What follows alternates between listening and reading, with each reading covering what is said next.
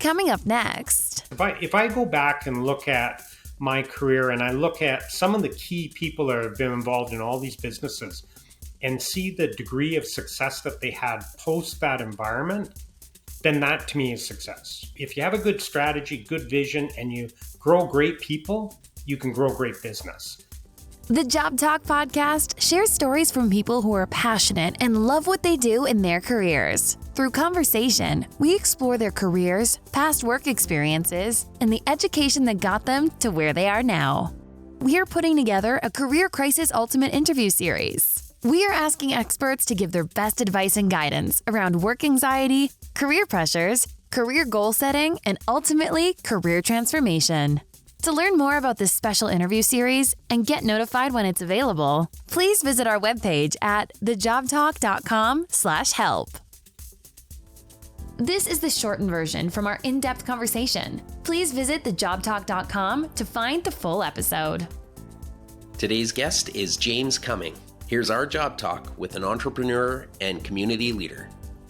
What would you say to that person that is considering, has an idea for a business? What's the greatest advice you could give to a person that's going to venture out and start as an entrepreneur? Make sure it's something you believe in. Like, you may have had an idea, but it's something that's not, not something that's really in your soul. I'd say it's got to be something that you really, truly believe with, because if you don't, it won't be authentic.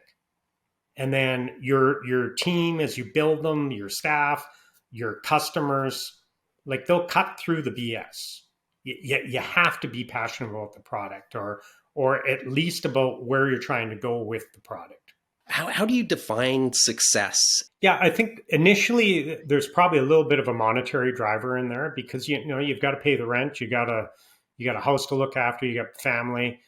But then I think you get past that point where you have to start to view success a little bit differently. And so my model was I would look at the growth of our people.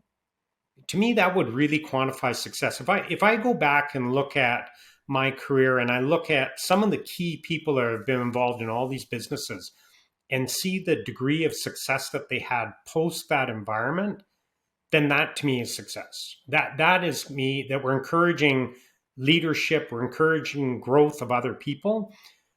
The rest kind of takes care of itself. Like if you have a good strategy, good vision, and you grow great people, you can grow great business.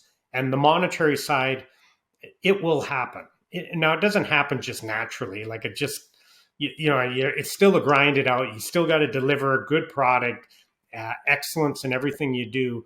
But most of that is derived from good people with good coaching and getting good results. When you're experiencing success as being an entrepreneur, why would you want to go into politics? Giving back to your community has to be part of your core value when you're building a business.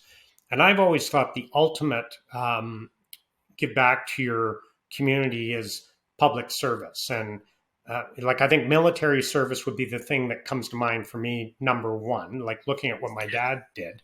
Well, I didn't do that and later in my life, couldn't do it. And so I always thought the public life through politics might be the vehicle to be able to make some substantive change and take some of the things that you've learned over your business career and being able to take those and apply them into the political arena. And I'd always thought, I have enormous respect for people in public life, but I do think in public life, we need some people that have actually, built things, run things, signed both sides of the check and all that sort of stuff. Because it much like my education at NAIT, which is applied learning, I often think what's lacking in politics is practical applied approaches. And so I thought I could bring that to the table. My peer group, my business peer group would say much like you just said, are you nuts? Like, what are you doing? But I was Laurie Hahn, who was a sitting MP in Edmonton Centre. He was pretty persuasive to say, James, done some community work, but this is ultimately what you need to do. What advice, and this is similar to the question I asked you when we were talking about being an entrepreneur, but what advice could you give that person considering a career as a politician? You should be passionate about public service and that you want to do something, and what is the good that you want to do. So don't do it as a job. There are many politicians that get involved because maybe they want the paycheck, and I just think that's entirely the wrong reason to get involved in that game, because your life will be under a microscope. So, now with the advent of social media, there's not much you can do that won't get recorded or talked about.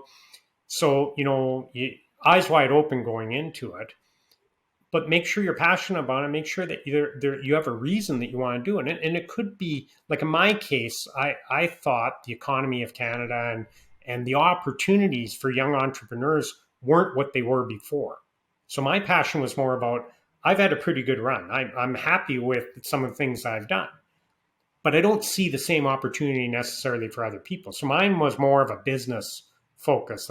But there's other people that could be a social issue or a crime issue or something that has impacted their lives that they're passionate about and they want to push public policy on.